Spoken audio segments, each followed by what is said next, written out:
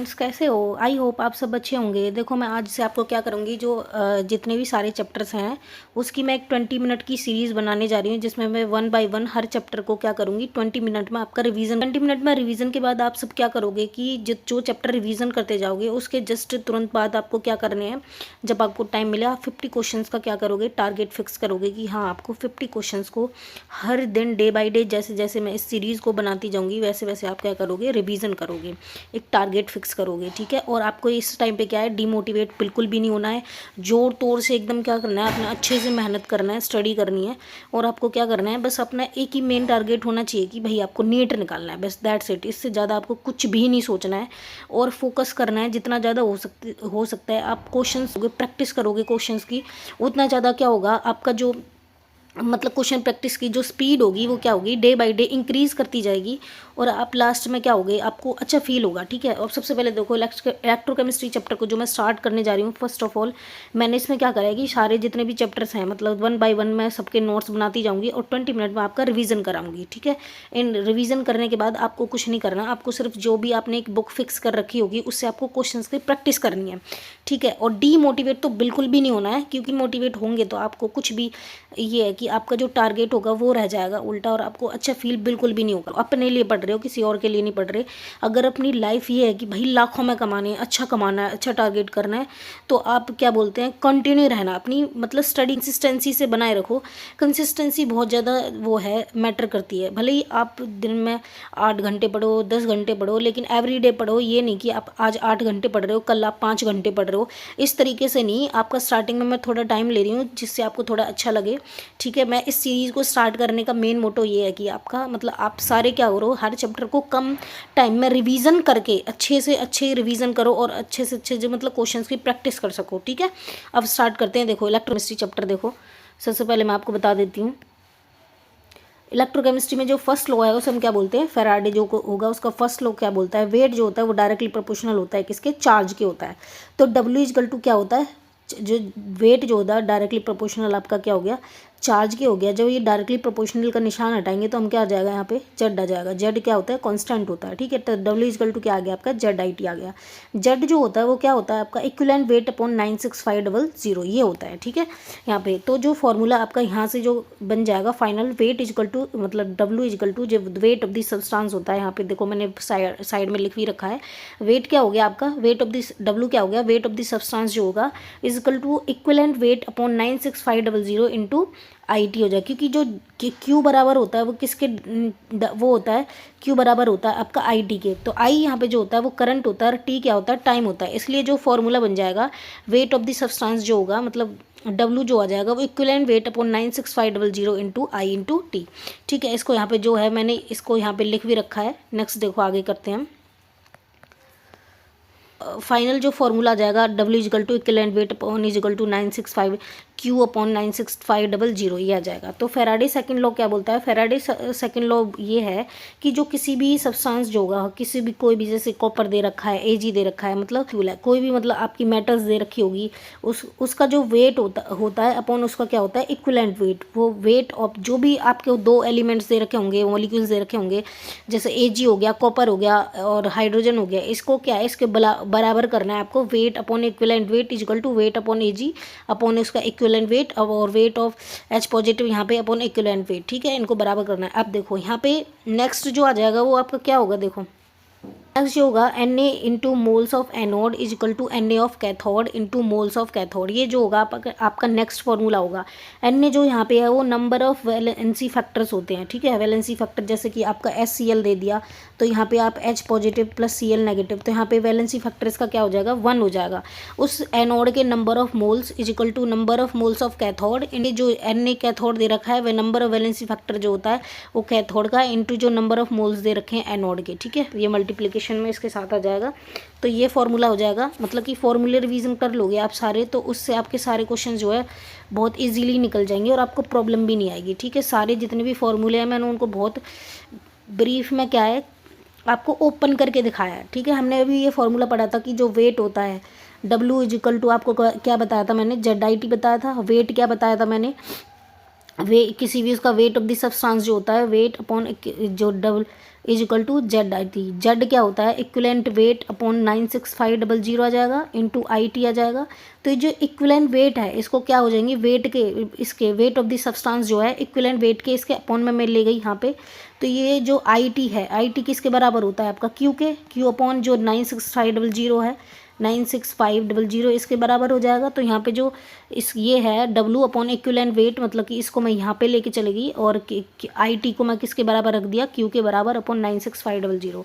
ठीक है, तो wait upon equivalent wait, equivalent weight को हम कैसे लिख सकते हैं, molecular weight upon valency factor होता है। तो इसको मैंने यहाँ पे ओपन करके क्या है ऐसे कर दिया है, मतलब लिख दिया यहाँ पे, और अपॉन क्यू अपॉन 96500। अब देखो जो इसको हमें एन जो है यहाँ पे क्या होती है, वैलेंसी फैक्टर होता है, ये जो वैलेंसी फैक्टर क्या है वो एन है आपकी। ठीक है, तो जो यहाँ पे देखो डब्लू अपॉन ये आपका क्या है molecular weight into valency factor, तो जो हो जाएगा ये आपका क्या आ जाएगा, ऊपर चला जाएगा इंटू एन आ जाएगा is equal to Q upon 96500। तो ये भी क्या बन जाएगा आपका एक फॉर्मूला बन जाएगा, क्योंकि अगर मान लो वैलेंसी फैक्टर्स जो मानने बोल जाए कि कितने नंबर ऑफ मोल्स का जो है प्रोड्यूस करेगा, तो इस तरीके से हम इस फॉर्मूले के हिसाब से निकाल सकते हैं। चार्ज पूछेगा तो चार्ज की यहाँ पर निकाल के इसको मल्टीप्लाई करके हम निकाल सकते हैं। ठीक है, तो नेक्स्ट फॉर्मूला देखिए आप, देखो एन फैक्टर जो है वो ऊपर जो मैंने लिख रखा था इनटू मोल्स आ जाएगा, क्योंकि यहाँ पे, और क्यू अपॉन 96500 ये भी क्या आ जाएगा, एक आपका न्यू फार्मूला जो होगा वो प्रोड्यूस होगा। ठीक है, अब देखो मैंने कुछ टर्म्स लिख रखी है, उसको आप बहुत अच्छे से देखो। जैसे एक्वस मीडियम जो होता है उसमें HCl जो होता है इजीली आयनाइज हो जाता है, किसमें, H पॉजिटिव में एंड Cl नेगेटिव में। दस द HCl जो सॉल्यूशन होगा वुड बी बेस्ट कंडक्टर होगा, क्योंकि जो क्या है आयंस को क्या कर रहा है, प्रोड्यूस कर रहा है, और जो आयंस को प्रोड्यूस करेगा उसको हम क्या बोल देंगे, बेस्ट कंडक्टर बोल देंगे। Of all the given options, या यहाँ पे कोई क्वेश्चंस दे रखा था उसके हिसाब से मैंने HCl को क्या बोल दिया है, बेस्ट कंडक्टर ऑफ इलेक्ट्रिसिटी होता है। मेनली आपको इसमें क्या फोकस करना है कि जो भी आयनाइज्ड हो जाएगा, जो भी आयंस में प्रोड्यूस होगा उस वो क्या करेगा, क्या करेगा, जो आयंस में प्रोड्यूस होगा वो इलेक्ट्रिसिटी को कंडक्ट करेगा। ठीक है, तो देखो इलेक्ट्रोकेमिकल सेल जो होती है वो हम सबसे पहले देख लेते हैं। इलेक्ट्रोकेमिकल सेल जो होती है वो कन्वर्ट करती है केमिकल एनर्जी को किसके अंदर, ऑफ एक फ्यूल केमिकल एनर्जी को ऑफ ए फ्यूल में। इसमें मैं किसकी डेफिनेशन नहीं जा रही हूँ आपको, एक फ्यूल सेल जो होता है उसकी definition. Hydrogen and oxidising agent जो होता है ऑफन, उसको हम क्या बोलते हैं, ऑक्सीडाइजिंग एजेंट जो होता है हो जाएगा oxygen into electricity through a pair of redox reaction, इसको हम क्या बोलते हैं, फ्यूल सेल बोलते हैं। क्योंकि ये फ्यूल सेल की जो होती है कई बार क्या होता है डेफिनेशन आ जाती है। ठीक है, अब देखो यहाँ पे जो फॉर्मूला होता है, जो मोलर कंडक्टेंस होता है आपका, molar conductance is equal to K into 1000 upon आपकी क्या हो जाएगी, मोलरिटी हो जाएगी।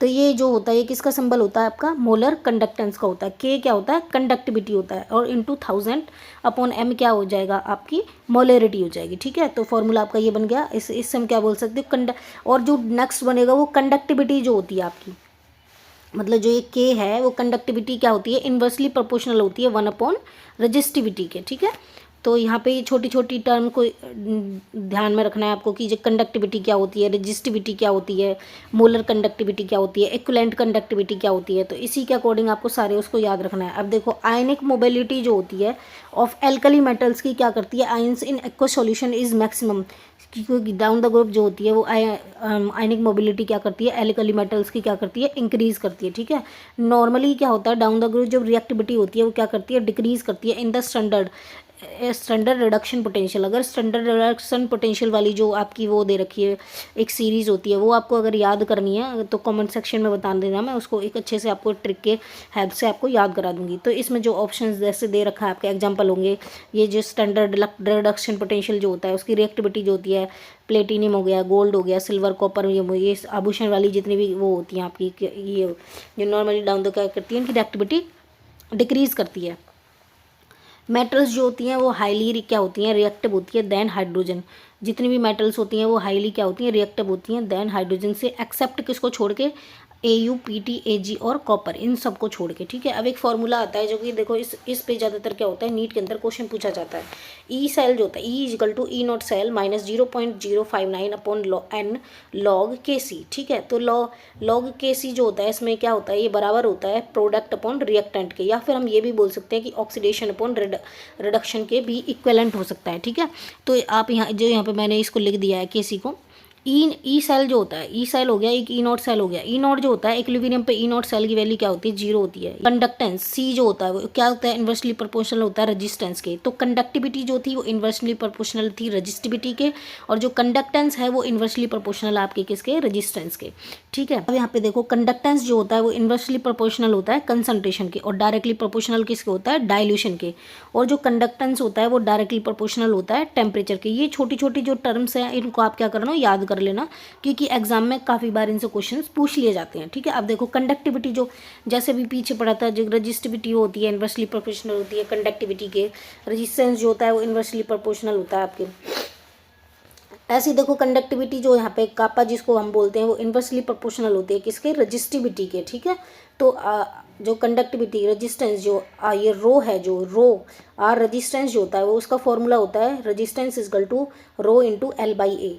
ठीक है, तो ये एल बाई ए क्या होता है, ये सेल कांस्टेंट बोलते हैं हम इसको, क्या बोलते हैं, सेल कांस्टेंट। तो रो को अगर मैं निकालूं, इसकी वैल्यू निकालनी है मुझे रो की वैल्यू, तो रो इजकल टू आर ए, ये मल्टीप्लिकेशन में हो जाएगा अपॉन लेंथ आ जाएगी। तो यहाँ पे मैं बोल सकती हूँ कि जो कंडक्टिविटी होती है वो इन्वर्सली प्रोपोर्शनल होती है रजिस्टिविटी के। कंडक्टिविटी जो होती है is equal to conductance into cell constant हो गया।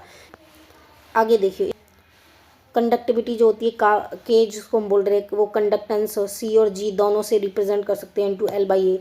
कंडक्टिविटी की जो यूनिट होती है वो साइमन सेंटीमीटर इनवर्स होती है। मोलर कंडक्टिविटी का जो फॉर्मूला हो जाएगा वो के इंटू 1000 अपॉन मोलरिटी हो जाएगा। इसकी जो फॉर्मूला मतलब इसका जो यूनिट बन जाएगी वो आपकी ये बन जाएगी। और मोलर कंडक्टिविटी होता है, ऐसे इक्विवेलेंट कंडक्टिविटी होता है। मोलर कंडक्टिविटी जो को रिप्रेजेंट करते हैं हम इस तरीके से, और इंटू के इंटू 1000 अपॉन, अब अगर मोलर कंडक्टिविटी है तो यहाँ पे क्या आ जाएगी, मोलरिटी। और अगर यहाँ पे इक्विवेलेंट कंडक्टिविटी है तो यहाँ पे क्या आ जाएगी, इसकी जगह इक्विवेलेंट कंडक्टिविटी में क्या आ जाएगा, नॉर्मेलिटी आ जाएगा। इक्विवेलेंट कंडक्टिविटी क्या हो जाएगी, इंटू 1000 अपॉन नॉर्मेलिटी। अगर मोलर कंडक्टिविटी है तो यहाँ पे एम आ जाएगा, और इक्विवेलेंट कंडक्टिविटी है तो यहाँ पे क्या आ जाएगी, नॉर्मेलिटी आ जाएगा। एक डायरेक्ट फॉर्मूला ये भी बनता है कि जो मोलर कंडक्टिविटी अपॉन जो इक्विवेलेंट कंडक्टिविटी होती है वो बराबर होती है आपकी नॉर्मेलिटी अपॉन मोलरिटी की। ठीक है, तो इस को अगर मोलर कंडक्टिविटी निकालनी है तो equivalent conductivity into normality upon molarity हो जाएगा। और अगर आपको नॉर्मेलिटी निकालनी है तो ये इधर चला जाएगा। इक्विवेलेंट कंडक्टिविटी निकालनी है तो molar conductivity into molarity upon क्या हो जाएगा, नॉर्मेलिटी। तो कुछ भी पूछ सकता है, वो आपको अगर फॉर्मूला याद होगा तो अच्छे से कर सकते हैं। तो मोलर कंडक्टिविटी अपॉन एन जो इक्विवेलेंट कंडक्टिविटी होती है उसका जो दूसरा फॉर्मूला होता है यहाँ पे ये नॉर्मेलिटी अपॉन मोलरिटी हो गया इसके। और ये इक्विवेलेंट कंडक्टिविटी और मोलर कंडक्टिविटी जो हैं ये और इज इक्वल टू आपके किसके बराबर होती है, एन फैक्टर के बराबर होती है। कंडक्टिविटी जो के होती है वो डिक्रीज करती है डाइल्यूशन के साथ। ठीक है, ये छोटी छोटी टर्म्स क्या करनी है, याद करनी है। क्या कंडक्टिविटी के जो होती है वो डिक्रीज करती है डाइल्यूशन के साथ। अब जैसे मान लो एट इनफाइनाइट डाइल्यूशन पे मैं क्या करूँ, इसकी कंडक्टिविटी निकालनी है। ठीक है, मोलर कंडक्टिविटी देखो CH3COOH को आप क्या करोगे, और जैसे मुझे मान लो कि CH3COOH क्या करना है, फाइंड आउट करना है। और मुझे क्या दे रखा है, HCl दे रखा है, और CH3COONA दे रखा है। अब देखो मतलब कि मुझे CH3 चाहिए, CH3 इसमें है, और मुझे COOH चाहिए। ठीक है, तो इसमें COO है और इसमें से क्या चाहिए, H चाहिए। मतलब कि मुझे Cl और Na नहीं चाहिए, तो मुझे CH3 चाहिए, COO चाहिए और H चाहिए, मतलब NaCl नहीं चाहिए। तो आप और माइनस जो होगी आपकी जो भी मतलब नहीं पूछा है, जैसे CH3 इसमें जो है इन आपस में जोड़ने के बाद आप इस H के साथ जोड़ दो, माइनस क्या कर दो NaCl, क्योंकि हमें NaCl चाहिए ही नहीं। तो इस डिग्री ऑफ डिसोसिएशन जो होता है, ठीक है, अब यहाँ पे देखो जैसे डिग्री ऑफ डिसोसिएशन आपको दे रखा है वीक इलेक्ट्रोलाइट के लिए, उसको जो फॉर्मूला होता है अल्फा जो होता है मोलर कंडक्टिविटी जो होती है, आप मोलर कंडक्टिविटी अपॉन क्या हो जाएगा, molar conductivity eight infinite dilution पे। ठीक है, ये molar conductivity upon molar conductivity eight infinite dilution पे जो होता है। डिग्री ऑफ डिसोसिएशन जो वीक इलेक्ट्रोलाइट होता है अल्फा जो होता है, इसको हम क्या बोल सकते हैं, दूसरा जो फॉर्मूला बन जाएगा वो क्या हो जाएगा, K equal to C alpha square upon 1 minus alpha. अब जो डेल्टा जी होता है, ठीक है, delta G is equal to minus NFE के बराबर होता है। ये भी क्या एक दूसरा फॉर्मूला आपका, डेल्टा जी जो होता है स्पॉन्टेनियस कब होगा, नॉन स्पॉन्टेनियस क्या होगा। डेल्टा जी अगर नेगेटिव है आपका तो ये क्या हो जाएगा, स्पॉन्टेनियस हो जाएगा। और ई सेल जो होती है इसके लिए स्पॉन्टेनियस के लिए जो होता है क्या होता है, पॉजिटिव होता है। अब इसी के अकॉर्डिंग नेरेस्ट इक्वेशन हम देखते हैं। तो देखो delta G equal to minus NRT log KC, इसको हम क्या करेंगे, खोलेंगे। E cell is equal to E not cell minus RT upon NF log KC। log KC मैंने आपको पीछे भी बताया था कि जो आपका प्रोडक्ट अपॉन क्या होता है, रिएक्टेंट होता है। ठीक है, ई सेल जो होता है E cell equal to E not cell minus ये होता है एट इक्विलिब्रियम पे क्या हो जाएगा आपका जो होता है जीरो हो जाता है। तो ई सेल की वैल्यू अगर मैं यहाँ से निकालूँ E equal to E not cell minus 0.059 upon N log K C. ठीक है, तो E equal to E naught minus 0.0 इसको अप्रॉक्स हम किसके बराबर रख सकते हैं 0.06 अपॉन एन के। ठीक है, क्योंकि इसको सिंपलेस्ट करने के लिए मैंने ऐसे लिख दिया अपॉन लॉग के सी के बराबर हो जाएगा।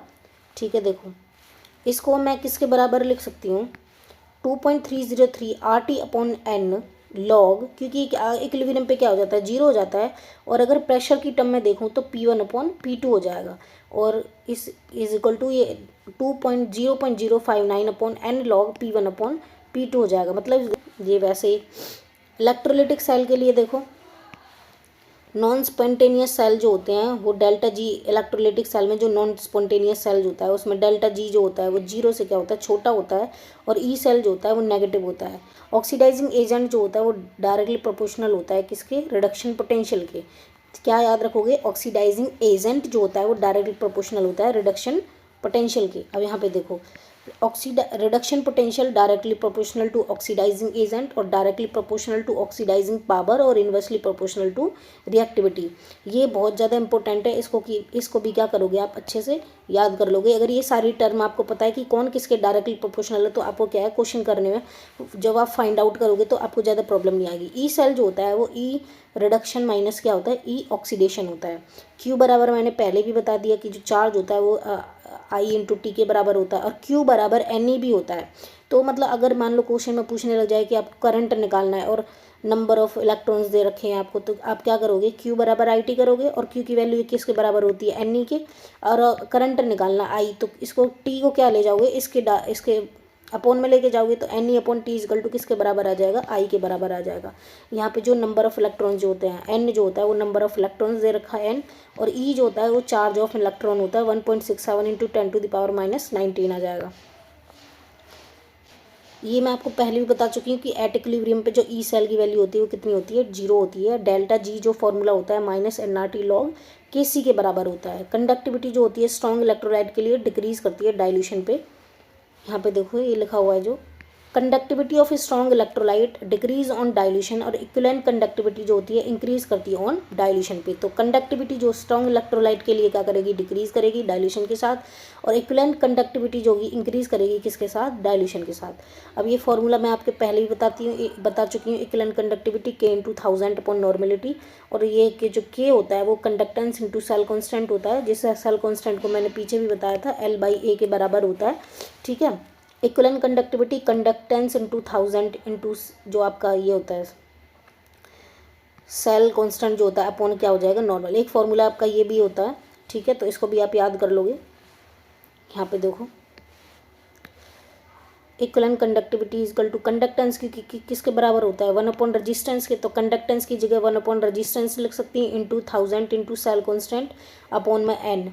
ठीक है, यहाँ पे देखो मैंने लिख भी रखा है conductance is equal to 1 upon resistance. Molar conductance के इंटू 1000 अपॉन मोलरिटी होता है ए। अगर यहाँ पे इसको निकालेंगे तो इसके आयंस को तोड़ के हम ये इजकल टू के इंटू 1000 अपॉन मोलरिटी सोल्यूशन के लिए जो होती है ये भी मैं आपको पहले बता चुकी हूँ सारे उसको हो जाएगा। अब देखो मान लो कि हर चैप्टर में जैसे मैंने फॉर्मूले करा दूंगी आपको, उसके बाद में 2-3 जो भी क्वेश्चंस रहेंगे कि हाँ इंपॉर्टेंट है और इससे थोड़ा सा प्रॉब्लम हो सकती है कि आप नहीं सॉल्व कर सकते, वो भी मैं आपको साथ के साथ क्या करें मैंने लिख दी हूँ। Calculate the potential of hydrogen electron in contact with a solution whose pH दे रखा कितना दे रखा 10 दे रखा है। अब देखो सबसे पहले हमें पता होना चाहिए कि जो हाइड्रोजन इलेक्ट्रोड होता है उसके लिए ई नेट सेल की वैल्यू जो होती है वो क्या होती है जीरो होती है। किस पे इक्विलिब्रियम पे ई सेल इजकल टू क्या हो गया जीरो। हमें फॉर्मूला पता है P H is equal to minus log of H plus ion की कंसनट्रेशन होती है। तो पी एच यहाँ पे देखो हमें ऑलरेडी दे दिया था 10, P H is equal to minus log H plus ion की कंसनट्रेशन, पी एच की वैल्यू कितनी है 10 दे दी equal to minus log H plus ion की कंसनट्रेशन। इसको माइनस लॉग को हटाने के लिए एच प्लस आयन की कंसनट्रेशन को इसको कन्वर्ट करने के लिए हमें क्या लेना पड़ेगा एंटी लॉग लेना पड़ेगा। ठीक है, तो यहाँ पे एंटी लॉग लिया इजकल टू, जब भी हम एंटी लॉग लेते हैं तो जो 10 किसी की भी पावर होती है 10 की पावर बन के ये जो रहता है वो उसमें क्या आ जाता है बेस पे मतलब ऊपर चला जाता है। जैसे मान लो यहाँ पे 5 होता तो ये कैसे हो जाता है 10 टू द पावर -5 हो जाता है। यहाँ पे 6 होता तो ये क्या आ जाता है 10 टू द पावर -6। कब जब ये हम एंटी लॉग लेते हैं तो एच पॉजिटिव की concentration equal to 10 to the power -10 mole आ गया। अब इक्वल टू फॉर्मूला देखो फॉर्मूला होता है E cell is equal to E not cell minus 0.0591 upon N log H2 upon H plus concentration, मतलब कि जो प्रोडक्ट अपॉन रिएक्टेंट हो जाएगा। ठीक है, तो यहाँ पे देखो ई नॉट सेल जो है वो इक्विलिब्रियम पे क्या होता है, जीरो हो जाता है, तो इसकी वैल्यू जीरो हो गई, minus 0.059 upon n. H positive किस में टूटता है, एक आयन बना रहा है, तो इसकी एन फैक्टर क्या हो गया, 1 हो गया, लॉग H2 की कंसनट्रेशन जो है हाइड्रोजन के लिए 1 अपॉन ये H पॉजिटिव के आयन्स हम अभी निकाले, यहाँ पे H पॉजिटिव कितना आ गया, 10⁻⁻10 आ गया, 10⁻⁻10 को यहाँ पे पुट करा। ठीक है, इसको सॉल्व करा, लॉग 10⁻⁻10 आपका ऊपर चला जाएगा, 10 लॉग 10 हो जाएगा, और इसकी लॉग 10 की वैल्यू कितनी होती है आपकी, 1 होती है। तो ये जो फॉर्मूला आपका जो सॉल्व करके आ जाएगा, आंसर कितना आ जाएगा, ये आ जाएगा। नेक्स्ट क्वेश्चन देखिए, ये क्वेश्चंस मैंने आपको वो कराए हैं जो मोस्ट रिपीटेड क्वेश्चन है और इम्पोर्टेंट है। ठीक है, थोड़ा प्रॉब्लम भी आ सकती है सॉल्व करने में। If the E not cell for a given reaction has a negative value, which of the following gives the correct relationship for the value of delta G and delta K equilibrium. ठीक है, तो इसकी बतानी है हमें। यहाँ पे क्या दे रखा है, ई नॉट सेल वैल्यू जो है फॉर ए गिवन रिएक्शन के लिए क्या दे रखा है, नेगेटिव वैल्यू दे रखी है। तो हम देखते हैं, सबसे पहले देखो इसे निकालने के लिए, देखो यहाँ पे सॉल्यूशन देखो, डेल्टा जी जो फॉर्मूला होता है minus n F E not cell, ये वाला क्या होता है, फॉर्मूला होता है। क्वेश्चन में दिया हुआ है जो ई नॉट सेल की वैल्यू है वो नेगेटिव है। ठीक है, नेगेटिव दिया हुआ है। अब यहाँ पे देखो ई नॉट सेल वैल्यू नेगेटिव है और ये ऑलरेडी नेगेटिव है, तो नेगेटिव नेगेटिव बन के जो है वो क्या आ जाएगा, पॉजिटिव हो जाएगा। तो डेल्टा जी की वैल्यू तो क्या आ जाएगी, पॉजिटिव हो जाएगा। यहाँ पे देखो delta G equal to minus n F E not cell की वैल्यू क्वेश्चन के अंदर नेगेटिव दे रखी है, तो यहाँ पे नेगेटिव, यहाँ पे तो पॉजिटिव हो गया। तो डेल्टा जी की वैल्यू तो हमारी क्या आ गई, जीरो से बड़ी आ गई। ठीक है, अब ई नॉट सेल की वैल्यू देखते हैं। ई नॉट सेल की वैल्यू के लिए उसमें दो वैल्यू निकालनी थी, एक तो डेल्टा जी की निकालनी थी, एक ई नॉट सेल की वैल्यू निकालनी थी। ई नॉट सेल जो होता है वो 2.303 RT upon NF log KC होता है।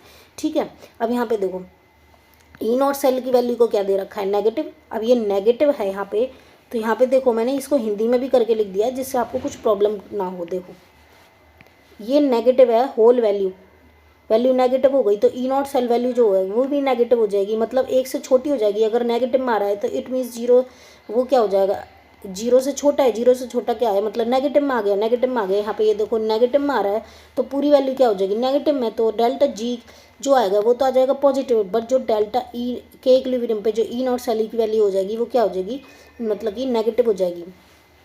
ठीक है, तो इसके हिसाब से यही एक ये भी याद रखना कि delta G equal to minus n F E not cell होता है। इसके लिए जो ई नॉट की वैल्यू होती है वो इंटेंसिव प्रॉपर्टी होती है, डेल्टा जी क्या होता है, एक्सटेंसिव प्रॉपर्टी होती है। तो ये जो जितना भी मेरे से पॉसिबल था, हाँ मैं छोटे छोटे फॉर्मूलेज जितने भी सारे थे वो एक साथ करा दिए हैं। हाँ, अगर ये वीडियो आपको मेरी अच्छी लगी है तो please like share and subscribe करना, और प्लीज़ अपने फ्रेंड्स को भी शेयर करना, इससे मुझे थोड़ा मोटिवेशन मिलेगा।